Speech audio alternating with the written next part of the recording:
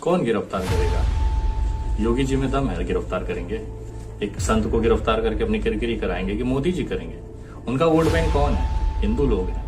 अगर ये संत को गिरफ्तार करने लग जाए, वो भले खून की नदियां बहा दे, कितने मर्डर कर दे, आप भगवा पहन लीजिए, रामनामी लगा लीजिए, गले में रुद्राक्ष पहन लीजिए, टीका लगा लीजिए, आपको खून माफ है आज के समय में। आप किसी मुसलमान को गाली दीजिए, उनको उनके लिए आक्रामक बोल दीजिए, बट आप भाजपा से हैं तो आपके लिए माफ है। भाजपा का तो इस समय का ट्रेंड है। आप उनसे क्या अपेक्षा करते हैं? क्या इस तरह की कार्रवाई ये कर लेगी? इनकी औकात है?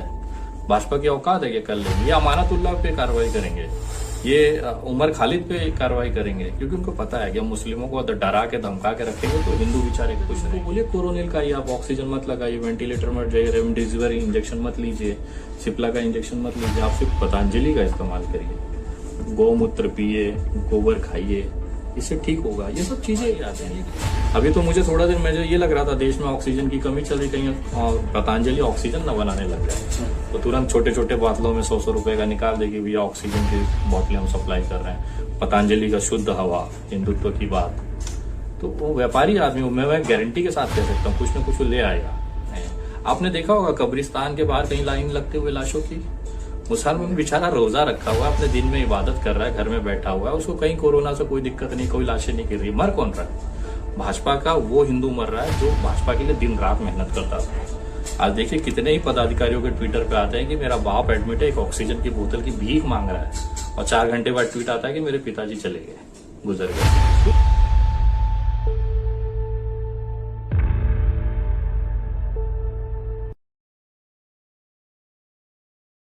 विनय जी, हमारा पहला सवाल ये है कि आप बंगाल के दौरे पे हैं और बंगाल आपने काफी घूमा होगा, तो आपने यहाँ की संस्कृति को लेकर के क्या ऑब्जर्व किया है? पहले हम उस पर बात कर लेते हैं, फिर हम आगे पॉलिटिकल और अन्य मुद्दों पे बात करेंगे। यहाँ के लोग बड़े गजब है भाई, मतलब जो प्यार मोहब्बत आपसी भाईचारा जो दिखता है यहाँ। पहली बात तो ये नहीं दिखा कि हिंदू हैं कि मुसलमान है, जो कि उत्तर भारत में दिखता है, चाहे बिहार चले जाइए चाहे उत्तर प्रदेश चले जाइए। जो कट्टरता है वो यहाँ पे नहीं है। यहाँ पे प्यार से आपको पता भी बताया जाएगा, और अगर कुछ राजनीतिक आप उनसे पूछते हैं कि भैया किसकी हवा है, तो बेखौफ तरीके से अपनी बात रखते हैं, और कोई भी ये नहीं देखते कि सामने वाले को बुरा लगेगा कि अच्छा लगेगा। एक जो भी निष्पक्षता है बहुत बेहतरीन है। और खाने की तो क्या बात ही कहना कि मतलब कल से 2-3 दिन हो गए हमें फिलहाल में, बहुत बेहतरीन अनुभव रहा है, और जो हॉस्पिटलिटी यहाँ के लोगों से मिलती है बहुत खूबसूरत है। विनय जी, अगला सवाल हमारा ये है कि अभी सोशल मीडिया के जरिए में ये जानकारी मिली है कि बनारस में आपके ऊपर एफआईआर हुआ है, आपके ऊपर और कुछ और सोशल एक्टिविस्ट हैं उनके ऊपर एफआईआर हुआ है, तो क्या मामला है वो जरा हमारे दर्शकों को बताइएगा। देखिए उतनी खास जानकारी तो मुझे भी नहीं है, क्योंकि मैंने भी न्यूज़पेपरों में देखा है, अभी तक उसकी ज्यादा डिटेल ली नहीं है। मेरे साथी हैं बनारस वाले, मिश्रा जी बड़े भाई हैं, छोटा भाई है राज त्रिपाठी। हम मुझ पे 3 लोगों पे तो हमें पता चला है कि कोई एफआईआर दर्ज हुई है बनारस में। अब उसका क्या डिटेल है क्या नहीं है, वो अब जब हम बनारस जाएंगे, जिस पुलिस स्टेशन में एफआईआर दर्ज है वहां पे जाएंगे, उनसे पूछेंगे। और अगर कानूनी में हमें ऐसा लगता है कि अगर हमने कुछ गलत किया है तो बाकायदा हमें जेल होनी चाहिए, और अगर नहीं किए हैं तो मुझे पता है कि संविधान में जो हमारे कोर्ट ने जो हमें अधिकार दिए उसका हम इस्तेमाल करेंगे, और जमानत और बाकी प्रक्रियाएं होंगी। ये तो नॉर्मल है सर, आजकल हर देश के कोने में हम पे एफआईआर होती है, तो आप कहाँ जाओगे? उस पुलिस की तरफ से अगर हमें कुछ नोटिस या कुछ तरह का इन्फॉर्मेशन आएगा तो उसे पब्लिश करेंगे कि क्या दिक्कत है। विनय जी, अगला सवाल ये है कि अभी तक का पूरे देश में आपके ऊपर कितने एफआईआर हो चुके होंगे? देखिए 22 के आसपास, 23 के आसपास तो मेरे पास जानकारी है, बाकी का तो मुझे होता है लेकिन पता नहीं चलता। अभी बनारस का देखिए एक नया आया हुआ है, इसका क्या कंटेंट है, किसके ऊपर किया गया है, वो सबकी जानकारी जब आएगी तब देखा जाएगा। वैसे कंप्लेन तो हर दिन भाजपा ही जाते हैं, पुलिस स्टेशन जाके रोते हैं कि भैया देखो हमको हमारे मालिक को गरिया रहा है, हमारे मालिक को थवरियाया, आज यति नरसिंहानंद को गरियाया, इसको गरियाया। करते क्या है? एफआईआर होना ये सब नॉर्मल है। देखिए एफआईआर तो कोई भी जाके करा सकता है, बट आप साबित कैसे करोगे? कोर्ट में सबूत चाहिए होता है, वहां पे एविडेंस चाहिए होता है। आप सोचिए इतने केसेस होने के बाद भी आज तक कोई भी आरोप साबित क्यों नहीं हो पाया? क्योंकि आरोपों में दम नहीं है। मैं संविधान के दायरे में रह के अपनी बात करता हूं, जो हमारे अधिकार हैं, फ्रीडम ऑफ स्पीच हो चाहे आर्टिकल ऑफ एक्सप्रेशन हो, तो सारी चीजों को हम लोग यूज करते हैं। और कहीं पे भी अगर इस तरह का लगा होता कि मैं असामाजिक हूं तो कोर्ट ने कब का मुझे जेल डाल दिया होता। इस तरह का मुझे बेल डाल के आज मैं बंगाल भी बैठा हूं, बिहार भी जाऊंगा, उत्तर प्रदेश भी जाऊंगा, दिल्ली भी रहता हूं, मुंबई भी रहता हूं। तो मेरी स्वतंत्रता है, जो संविधान ने अधिकार दिया उसका पूरा इस्तेमाल करेंगे, और जितने भी एफआईआर हैं उसकी कानूनी प्रक्रिया से लड़ेंगे। उसमें हमें कौन से गाली गलौज करना है या किसको आरोपी बनाना है, आप भी चले जा सकते हैं पुलिस स्टेशन, जाके बोलिए विनय दुबे ने मेरे साथ किया, तुरंत एफआईआर लेनी चाहिए। मुझे ऐसा लगता है कि अगर कोई फरियादी पुलिस स्टेशन जाता है तो उसकी फरियाद लेनी चाहिए। हम भी जाते हैं, हमारी भी फरियाद लेनी चाहिए। बट एक चीज और बताना चाहूंगा कि एक दुखद खबर आई है गुजरात से।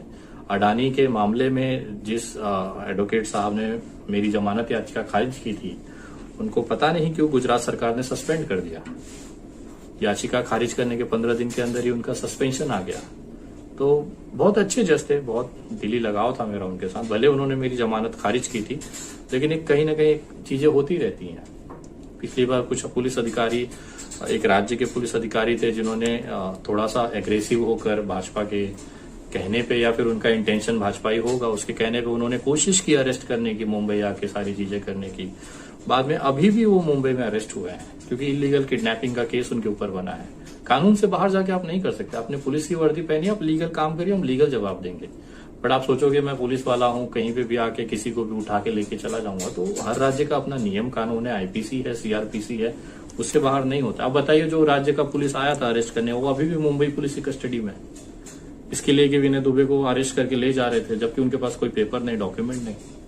तो किडनैपिंग के मामले में बेचारे अब अंदर है। सोचिए उनके परिवार का क्या होता। कहीं ना कहीं तरस आता है ऐसे लोगों पे कि आप कार्रवाई करिए ना, हम तो खुलेआम कहते कार्रवाई करिए, बट उसका एक संवैधानिक प्रावधान है, कोर्ट कचहरी है, प्रोसेस है, उसको फॉलो करिए, हम भी फॉलो करेंगे। विनय जी, अगला सवाल हमारा बाबा रामदेव से जुड़ा हुआ है और वो चर्चा में भी रहे थे क्रोनिल दवा को लेकर के। अभी खबर ये आ रही है कि उनकी कंपनी में, उनकी संस्था में 81 लोग जो है कोरोना पॉजिटिव पाए गए हैं। तो क्या क्रोनिल दवा जो है वो बस ऐसी ही रहा?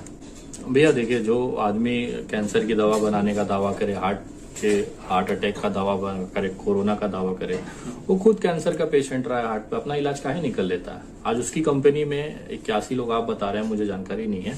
अगर ये हकीकत है, उनको बोलिए कोरोनिल का ही आप ऑक्सीजन मत लगाइए, वेंटिलेटर मत जाइए, रेमडेसिविर इंजेक्शन मत लीजिए, सिप्ला का इंजेक्शन मत लीजिए, आप सिर्फ पतंजलि का इस्तेमाल करिए, गौमूत्र पिए, गोबर खाइए, इससे ठीक होगा। ये सब चीजें कहने के लिए ठीक है। देखिए, वो व्यापारी आदमी है। अभी तो मुझे थोड़ा दिन मुझे ये लग रहा था देश में ऑक्सीजन की कमी चल रही, कहीं पतंजलि ऑक्सीजन न बनाने लग जाए तो तुरंत छोटे छोटे बोतलों में 100 रुपए का निकाल देगी, भैया ऑक्सीजन की बोतलें हम सप्लाई कर रहे हैं, पतंजलि का शुद्ध हवा, हिंदुत्व की बात। तो वो व्यापारी आदमी, मैं गारंटी के साथ कह सकता हूँ कुछ न कुछ वो ले आएगा। वो भी बैठा नहीं है शान जाके कि रामदेव जी गायब है, तो कहीं ना कहीं रिसर्च कर रहे होंगे कि ये जो ऑक्सीजन का मार्केट है, ये जो रेमडेसिविर इंजेक्शन का मार्केट है, उसे कैसे कैप्चर किया जाए। इसी के लिए तो 25-25 करोड़, 50-50 करोड़ रुपए का डोनेशन पीएम केयर फंड में दिया था कि सरकार हमें रोके ना धंधा करने से। लेकिन मरता कौन है? आम जनता मरता है। अभी मैंने लखनऊ का एक केस देखा था, उसमें एक डॉक्टर साहब थे या कोई था बंदा, उसकी डेथ हो जाती है, उसके टेबल पे कोरोनिल पड़ा हुआ था। सोचिए, एक बंदे की रामदेव ने हत्या कर दी। वो कोरोनिल के भरोसे था कि बाबा रामदेव कह रहे हैं, सच कह रहे होंगे, मैं उसकी दवा खा के जिंदा रह जाऊंगा। वो दवा पे रह गया, ना ऑक्सीजन मंगाया, ना वेंटिलेटर पर जा, बेचारा शहीद हो गया। तो ऐसे तो कितने लोगों की खबरें आती नहीं है हमारे तक, कितने लोग इस दवाई से मर जाते होंगे, या एक विश्वास करके। विश्वास का धंधा है, बाकी तो व्यापारी आदमी तो है ही है।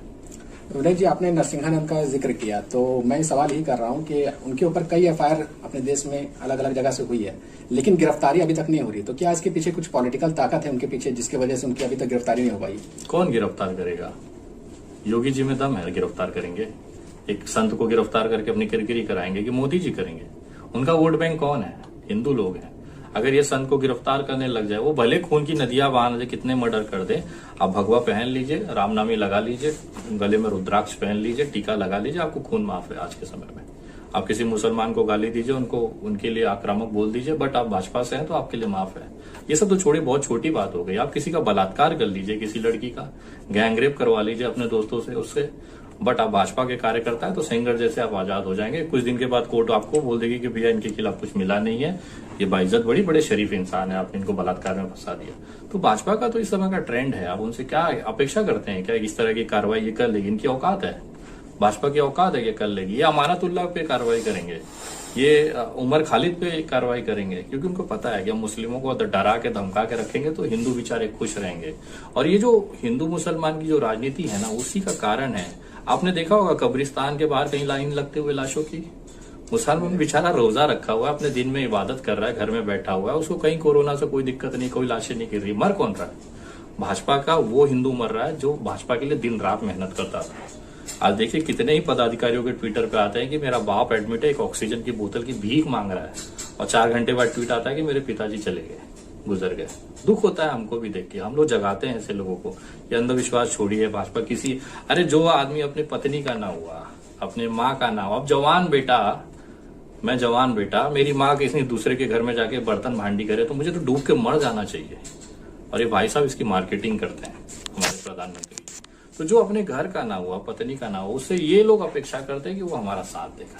अरे भाई, जितना देश में इंजेक्शन था जिससे हमारे भारतीय लोगों की जानें बचाई जा सकती थी, रेमडेसिविर, वो दूसरे देशों को बांट